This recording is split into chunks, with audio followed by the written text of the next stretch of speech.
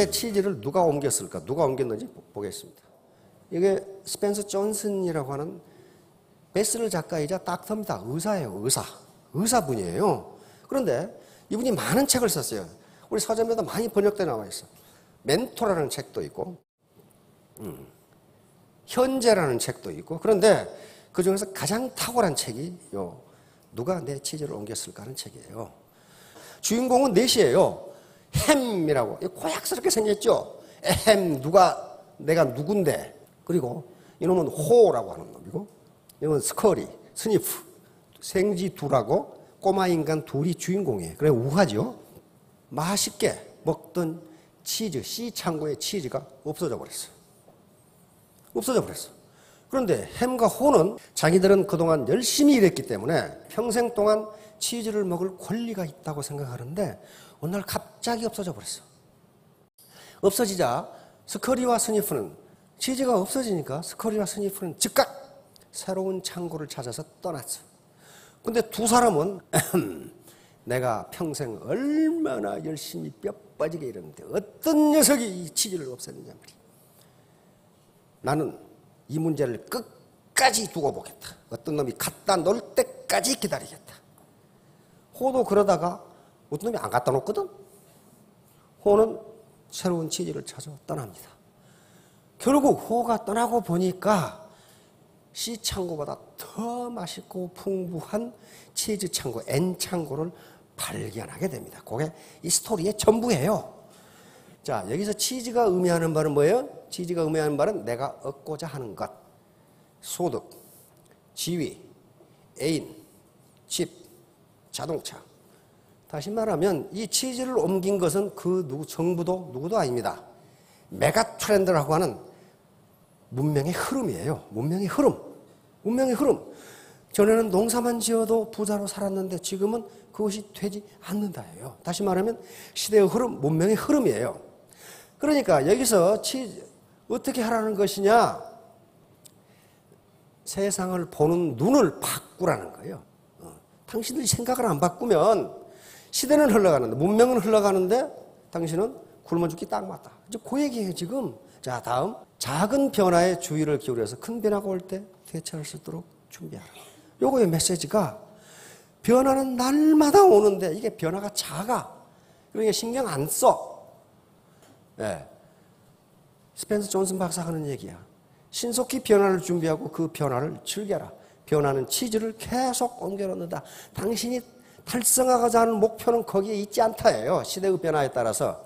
메가 트렌드라고 하죠. 대흐름이에요. 자, 다음. 이게 바로 토마스 쿤이라고 하는 패러다임이라고 하는 말을 처음 쓴 말입니다. 패러다임은 간단하게 얘기하면 세상을 보는 눈, 사고의 틀이에요. 사고의 틀.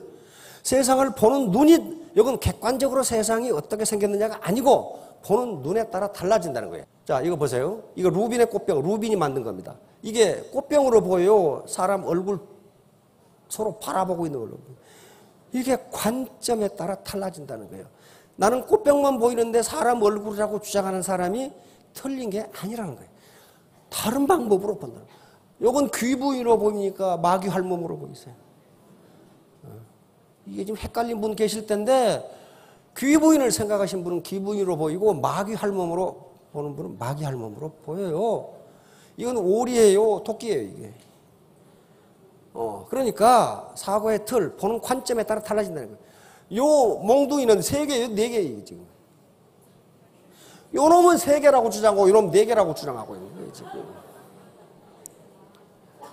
다시 말하면, 파트너와 스폰서가 입장을 바꿔놓고 생각하면, 왜 그 사람이 그 얘기를 하는지를 이해할 수 있다는 거예요. 요 놈하고 입장을 바꾸면, 요 놈은 3개라고 또 주장하는 거예요, 이게. 성공하는 사람들이 읽고가 있을까? 이 책을 읽어보신 분이 많을 겁니다. 안 읽어봤더라도 읽지 마세요. 책이 두꺼워요. 두껍고 아주 말이 많어. 어려워. 근데 간단해요. 내용은 간단합니다.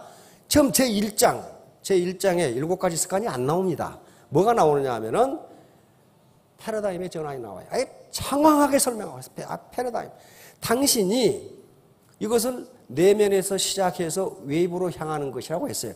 당신의 세상을 보는 눈, 당신의 이 사고 구조를 바꾸지 않는 이상 7가지 습관 이거 아무 소용도 없으니 하지 마라 그 말이에요.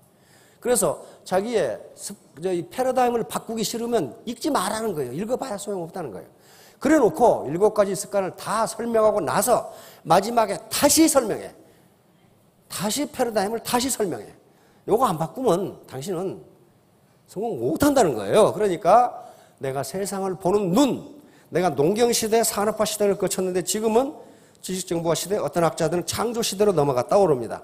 즉 새로운 걸 창조하지 않으면 당신은 제대로 살 수 없다는 거예요. 자, 패러다임은 지도. 만약에 여러분들이 지금 부산 지도를 가지고 서울에서 집을 찾는다면 어떻게 되겠느냐는 거예요. 그 패러다임이라는 게 정확한 지도를 갖는 거예요. 서울에서 집을 찾으려면 서울 지도를 가져야 돼요. 부산에서 집을 찾으려면 부산 지도를 가져야 돼요. 근데 만약에 지도가 잘못해서 자기가 잘못 생각했어. 설악산하고 지리산을 바꿔 생각했어.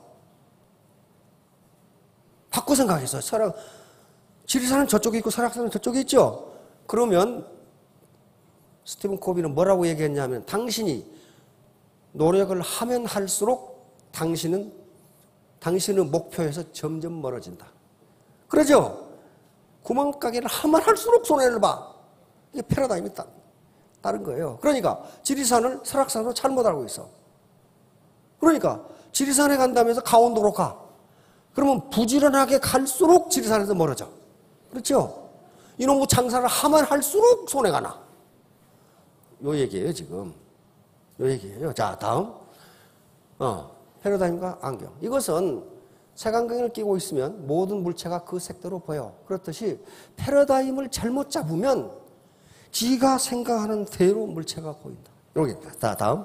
이것은 타조가 사자나 표범 등 포식동물이 나타나면 대가리를 모래에다 박고 나 없다 그런데요.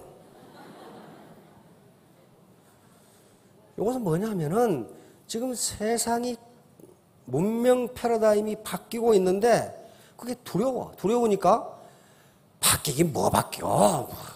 이러고 있는 거예요. 자, 다음. 그 앞에 다시 한번 봐요. 이러고 있는 사람이 있다 이 말이에요. 이러고 있는 사람이 지금 뭐가 바뀌어 그러면서. 당랑거철은 회남자 인간 혼에 나옵니다. 요 사마귀는요, 곤충 세계에서는 힘이 제법 센 놈입니다. 굉장히 잘 잡아먹죠. 그런데 요놈이 수레가 오니까 멈추라고 뭐 안 멈추면 가만 안 있겠다고 공갈을 놔. 그런데 뭐라고 기록되어 있냐면은 수레는 그놈이 있는지도 모르고 깔고 넘어갔다. 그러게.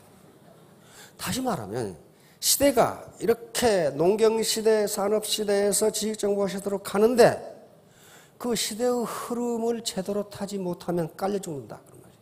깔려 죽는다. 옛날 거 고집하고 있다면 깔려 죽는다. 너무 큰 걸 먹으려다 보면 이렇게 돼. 이놈이 악어가 코끼리 잡아먹으려다가 신세가 이렇게 됐어, 지금. 다시 말하면 시대의 큰 흐름에 역행하지 말라는 거예요. 이건 19세기와 20세기 초에 과학자들이 엄청나게 실험을 했습니다. 개구리처럼 삼켜 죽지 말라고 계속 경고하는 거예요. 개구리를 뜨거운 물에 넣으면 어마뜨가고 팍 튀어나온다 합니다. 그런데 찬물에다 넣어서 살살 가열을 해. 그러면 따뜻하게 좋죠. 이렇게 느긋하게 자빠졌다가 삼켜 죽는다 그런 말이에요. 다시 말하면 시대의 흐름이 굉장히 느린 것처럼 보이니까 술술 그냥 즐기다가 삼켜 죽는다. 이걸 개구리 삶기, 프로그 보일링이라고 하는 겁니다. 그런데 요즘 과학자들이 그렇다 안 그렇다 논란이 많아요. 그런데 이건 우화로 맞는 겁니다. 그리고 실제로 19세기 말에 실험을 했어요. 도대체 개구리가 몇 도씩 1시간에 몇 도 올라갈 때 튀어나가지 않는가를 실험을 해서 해봤더니 실제로 삼켜 죽는다 그런 말이에요. 변화가 서서히 일어나면 삼켜 죽는다. 자, 그래서 시대의 변화에 둔감하고 있다 삼켜 죽지 말라는 게 요 우화입니다. 슬리퍼리 슬로프 아규먼트, 미끄러운 비탈길 논증. 자, 보세요. 요놈이 A가 있어요. 그런데 뭐 괜찮네 뭐. 조금 더 앞으로 와봐. 뭐 괜찮네 뭐. 그러다가 어느 순간에 밑으로 나가 떨어진다는 거예요. 다시 말하면 서서히 오는 변화인데 어느 순간에는 재앙을 만날 수가 있다. 여기까지는 괜찮죠? 여기 떨어진단 말이에요. 그러니까 변화에 둔감하지 말라는 거예요. 시대의 흐름을 역행하지 말라는 거예요. 자, 이분이 지금 아놀드 토인비라고 하는 영국의 역사학자예요. 역사학자인데 이분은 바로 창조적 소수가 문명을 이끌어간다고 이야기합니다. 그리고 도전과 응전 얘기를 해요. 반드시 인간은 밖에서 무슨 도전이 있을 때 거기에 응전하면 발전한다. 이건 한 문명을 두고 한 얘기입니다. 근데 개인에게도 마찬가지예요. 누군가가 외부 도전이 없으면 발전을 할 수 없다는 거예요. 다단계, 지금 인상이 더러워가지고 도전을 많이 해. 완전히 그 도둑놈 취급을 한다든가 사기꾼 취급을 당한다든가 그런 거 할 거예요. 이게 도전이에요. 그 도전을 이겨내면 발전한다는 거예요. 자, 근데 아놀드 토인비 박사가 이 연설을 많이 했는데 자꾸 사람들이 물어 도전과 응전이 뭡니까? 그래서 아놀드 토인비 박사가 설명한 게 이 청어와 물메기예요. 영국 국민들이 가장 좋아하는 생선이 청어랍니다. 청어인데 저기 북해에서 청어를 잡아서 런던까지 오면 다 죽어버린대. 살아있는 청어가 죽은 청어의 값이 2배, 3배가 된대요. 그러니까 어부들은 가능하면 청어를 살려서 런던까지 오면 부자가 돼. 근데 그게 어려워. 근데 어떤 어부 하나가 청어가 다 살았어. 그래서 자꾸 사람들이 물어봐. 비법이 뭐냐? 안 가르쳐줘. 근데 나중에 토인비 박사에게 말을 했어. 가르쳐줘. 뭐냐 하면은 청어를 넣은 수조에다가 청어를 잡아먹고 사는 물메기를 집어넣어놨어. 그러니까 이놈들이 도망다니라고 죽을 시간이 없어. 계속 도망다니. 이렇게 계속 그냥 이게 안 잡혀 먹이려고 그러다가 런던까지 다 살아있어. 정신이 멀쩡해가지고. 그러니까 요놈이 잡아먹은 것은 2마리밖에 없어. 근데 나머지는 다 살았어. 요걸 가지고 토인비 박사가 설명을 했어. 이게 도전과 응전이다. 요놈이 도전하지 않으면 당신은 살아남을 수가 없다는 거예요. 왜? 살아남는 것은 도전을 응전해서 챌린지를 리스판스해서 그때 당신은 살아납니다. 아무 도전이 없는 사람은 발전할 수가 없다. 요 얘기를 한 거예요. 그러니까 여러분들이 꼭 애터미를 하라는 건 아닙니다. 뭘 하든 도전이 있어요. 도전. 그 도전을 응전을 해서 리스판스를 해서 이겨내면 성공할 수가 있어요. 뭐든지 그렇습니다. 자, 다음. 일신, 우일신. 요건요, 3,800년 전에 요 상나라를 창건했던 시조입니다. 탕왕, 탕닝금의 대하에가 기록되어 있는 글자예요. 지금부터 3,800년 전이에요. 3,800년 전에 요것이 어디가 남아있냐면은 사서 삼경 중에 대학이 있죠. 대학에 이게 기록되어 있어요. 탕닝금의 반명에 말하기를 뭐라고 그랬느냐? 3,800년 전에? 그때는 변화도 별로 없던 시기인데 진실로 고자입니다. 진실로 날마다 새로워져라. 구일신 외우세요. 구일신 진실로 고자 날일자 새로워져.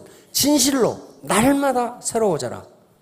구닥다리가 되지만 즉 다시 말하면 눈이 부시게 푸르른 날을 계속 가져라 그 말이죠. 그 다음에 일일신 날마다 새로워져라. 계속 강조하는 거예요. 그 다음에 우이신 그리고 또 새로워져라. 이렇게 하지 않으면 나라를 다스릴 수가 없다. 임금이에요. 임금. 나라를 창건한 탕임금이 세수 때에다 그걸 글자를 새겨놓고 세수할 때마다 보는 거예요. 진실로 날마다 새로워져라. 구일신, 일일신. 날마다 새로워져라. 우일신. 그리고 또 날마다 새로워져라. 그렇지 않으면 나라를 다스릴 수 없다. 이게 지도자예요. 이게 리더야. 여기 오시면 다 리더입니다. 자기 파트너를 가져야 돼요. 리더가 날마다 새로워지지 않으면 구닥다리가 돼버린다. 구닥다리. 그러면 어때요? 지쳐서 노인이 돼버려. 날마다 눈이 부시게 푸르른 날을 가져야 되는데 지쳐서 노인이 된단 말이에요. 빌 게이츠 아시죠? 빌 게이츠가 학생에게 말하고 싶은 10가지를 말해놨어요. 자, 인생이란 원래 공평하지 못하다. 그거 받아들여라 그 말이에요. 받아들여. 재수대가리 없이 어떤 사람은 재벌 3세로 태어났는데 나는 이게 뭐야 이거. 이거 원래 불공평하다는 말이에요. 이거 케네디 대통령 똑같은 얘기했어요. 케네디 대통령 때 미군들이 어떤 사람은 선진국 독일, 영국에 가서 딴따라 하고 있는데 어떤 사람은 월남에 가서 죽으라고 싸우고 있어. 그렇잖아요, 미군들. 예? 그래서 케네디 대통령 식사하는 자리에서 한 장교가 질문을 했어. 카카, 이거 같은 미군인데 불공평하지 않습니까? 케네디가 뭐라 그러냐면, 맞아. 이 사람아, 원래 인생은 불공평한 거야. 그렇게 대답해. 불공평한 거예요. 그러니까 이걸 받아들이라 그 말이야. 그러니까 자, 그러면 월급이 적은 쪽을 타라. 다단계는 월급도 안 줘. 아예 적은 것이 아니라 안 줘 그냥. 그 다음에 내가 원하는 곳이 아니라 나를 필요로 하는 곳으로 가라. 원하는 곳은요 다 사람들이 채워져 있어요. 그 다음에 승진의 기회가 거의 없는 쪽을 택하라. 모든 곳이 갖추어진 곳을 피하고 처음부터 시작하는 처음부터 시작하셔야 되죠. 파트너 한 사람도 없잖아요. 예? 그 다음에 앞을 다투어 모여드는 곳은 절대 가지 말라. 여기 지금 아무도 가지 않는 곳으로 지금 오셨잖아요, 지금. 예? 장래성이 전혀 없다고 생각되는 곳으로 가라. 사회적 존경 같은 건 바라볼 수 없는 것, 존경 못 받으시지요. 바로 이런 것이라. 한가운데가 아니라 가장자리로 가라. 이야, 이게 9번은요, 정확하게 맞았어요. 부모나 아내나 약혼자가 결사 반대가는 것이 틀림없다, 그쪽엔. 이게 아주 틀림없어요, 이게. 그 다음에 이게 왕관이 아니라 단두대가 기다리고 있는 곳으로 가라. 잘못하면 목 잘리거든요, 그러면은. 다시 말하면, 어떤 시스템이 이미 갖추어져 있는 곳은 당신이 할 일이 없다예요. 당신은 거기 들어가 봐야 하나의 부속밖에 되지 않는다는 겁니다. 그러니까 새로운 천지, 뉴 호라이즌처럼 명왕성으로 날아가라는 거예요. 자, 부부카. 이거 많이 본 사람이죠. 옛날 구소련 시대에 세계 신기록을 무려 35번을 갱신한 이 높이뛰기 선수입니다. 높이뛰기 선수예요. 그런데 이 친구가 계속 지금 신기록을 수립하는데 어느 날 발을 보니까 도저히 뛰어넘을 수가 없는 거예요. 야, 인간이 어떻게 6m를, 그때 6m는 인간은 불가능하다고 생각을 했어요. 인간이 어떻게 6m를 뛰어서도 아닌데 이렇게 생각했어. 그래가지고 뛰려다가 멈칫하면서 코치에게 저 못 뛰겠다고 그랬어요. 저 못 뛰어넘습니다. 그러니까 코치가 화를 내가지고 고함을 찔러버린 거예요. 뭐라고 했냐면은, 부부카, 이 녀석아, 눈을 감고 네가 저 발을 뛰어넘었다고 상상하고 눈을 뜨고 뛰어라. 그러면 네 몸이 거기 따라간다 그랬단 말이에요. 그거예요, 그거. 그러니까 뛰어넘은 거야. 그러니까 먼저 눈을 감고 저 발을 뛰어넘었다고 상상하고 뛰니까 몸이 그걸 따라가. 그래서 기자가 물었어요. 이게 6m 14cm를 뛰어넘고 나자 기자가 놀래가지고 어떻게 그걸 넘었느냐 그랬더니 부부카가 대답한 게 이겁니다. 그거 간단해요. 매번 시합에 임하기 전에 먼저 마음속으로 발을 뛰어넘습니다. 부부카, 눈을 감고 먼저 마음속으로 발을 뛰어넘어. 꼭 기억해. 먼저 내 마음이 발을 뛰어넘어야 해. 그래야만 내 몸도 저절로 마음을 따라 발을 뛰어넘게 되는 거지. 다시 말하면 3년 뒤에 내가 스타 마스터가 되었다고 마음으로 생각하라. 그것이 바예요, 바. 그러고 뛰면은 네 몸이 따라간다. 이 부부카가 보여준 겁니다. 부부카가 이렇게 보여준 거예요. 부부카는 지금도 이걸 그렇게 생각합니다. 먼저 눈을 감고 발을 뛰어넘는 모습을 상상하면 내 몸이 그걸 따라가더라 하는 거예요. 자, 항상 자기 암시를 주라고 합니다. 오토 서게스션, 자기 암시. 자기 암시라는 게 뭐냐면요. 우리는 의식이라는 걸 가지고 있고 잠재의식, 무의식이라는 걸 가지고 있는데 많은 학자들은 이 무의식의 세계가 약 90%고 의식의 세계가 10%랍니다. 그런데 우리 행동을 지배하는 것은 무의식의 세계라고 심리학자들은 이야기합니다. 특히 정신분석학자들은 특히 칼 구스타프 융 같은 정신분석학자는 집단 무의식이 있다고 생각하는데 이 무의식이 우리의 행동을 지배한다는 거예요. 그 말은 무슨 말이냐면은 내가 애터미에 가서 3년 만에 스타마스터가 돼야지. 의식은 그렇게 생각을 해. 의식은 생각을 하는데 무의식이 네가 어떻게 여기서 배 밑에서 그런다 그런 말이에요. 그러면 우리의 몸은 뭘 따라가느냐? 무의식을 따라간다고 그래요. 그런데 요 시골에 아주 가난한 나폴레옹 힐은 가난한 이 청년이었어요. 그래서 학교도 제대로 못 다니고 지가 일하지 않으면 호구지책이 안 되는 그 청년이었어요. 그런데 이 조그만 동네 신문에 기자했습니다. 나폴레옹 힐이. 그런데 어떤 기획을 하게 되는 기획 프로그램으로 그 당시 미국에서 가장 성공한 분들을 인터뷰해가지고 기획 기사를 실어야지 하고 생각했어요. 근데 나폴레옹 힐이 마침 앤드류 카네기하고 피츠버그에 살았거든요. 피츠버그에 살아서 용기를 내가지고 이 당시 나폴레옹 힐이 나이가 26입니다. 세계 최고 부자인 앤드류 카네기에게 전화를 했어요. 내가 이런 이유로 이런 기사를 싣고 싶은데 인터뷰에 응해 주시겠습니까? 앤드류 카네기가 그렇게 하지 하고 아주 즉각 허가를 합니다. 그래서 무려 3일 동안을 앤드류 카네기 집에서 나폴레옹 힐이 인터뷰를 합니다. 인터뷰를. 그런데 거기서 나폴레옹 힐에게 앤드류 카네기가 제안을 합니다. 이렇게 하면 성공을 사는데 나는 세계 모든 인류가 전부 부자가 되었으면 좋겠다. 그런데 성공에는 법칙이 있는데 내가 그 법칙을 알려줄 테니 이것이 과연 맞는지 당시 미국에서 가장 성공한 500명을 인터뷰를 해서 책을 만들어라. 그래서 책을 써라. 그런데 시간은 20년이다. 20년 동안 인터뷰를 해서 책을 써라. 근데 이 시골 잡지 기자가 어떻게 그 당시에 락펠러니, 에디슨이니, 포드니, 이런 사람은 어떻게 인터뷰를 해? 그래서 카네기가 해준 것이 뭐냐 하면 꼬리 물기식 인터뷰를 마련해 줍니다. 다시 말하면 카네기가 인터뷰를 하고 자동차 왕 포드에게 편지를 써줘. 이 젊은이하고 인터뷰를 한번 해볼게. 그런 식으로. 그러면 카네기가 부탁하는데 안 할 수는 없죠. 그럼 포드는 발명왕 에디슨에게 편지를 써. 자네 이 젊은이하고 인터뷰를 해보게. 이런 식으로. 그래서 500명을 인터뷰를 하는데 그중에 대통령이 셋이 나왔어요. 젊었을 때 했는데. 그 정도로 유명한 사람들이에요. 석유왕 록펠러를 비롯해서. 그런데 바로 카네기가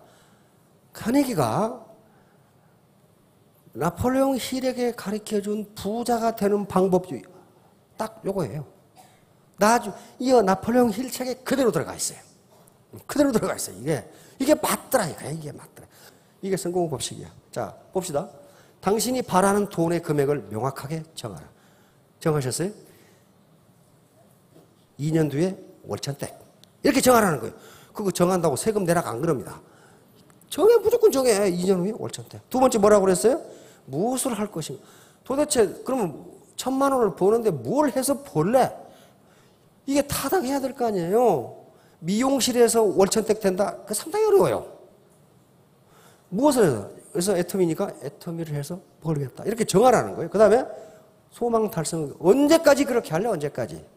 2016년 8월 31일까지 이렇게 정하라는 거예요. 그 다음에 행동 계획을 세우고 즉각 행동에 들어간다. 행동 계획을 세우는데 세밀하게 세우지 말고 하루에 2사람 만난다 이렇게 세우라는 거예요. 나폴레옹 힐 그리고 앤드류 카네기가 이야기하는 건 뭐냐면요. 행동 계획이 불완전하더라도 즉각 행동에 들어가라. 그렇게 돼 있어요. 그 다음에 그러니까 요 4가지가 전부예요. 그 다음에 이 4가지를 종이에 적는다. 이걸 침대맡에 붙여놓고 아침 저녁으로 읊어라 그랬어요. 지금 성공학자들은 뭐라고 그러냐면은 동선에 다 붙여라 그랬어요. 왜? 요건 똑같아요. 다시 말하면 이 6가지 법칙에서 벗어나지를 않아요. 바로 나폴레옹 힐이 인터뷰를 해보니까 여기에서 벗어나지 않는다는 거예요.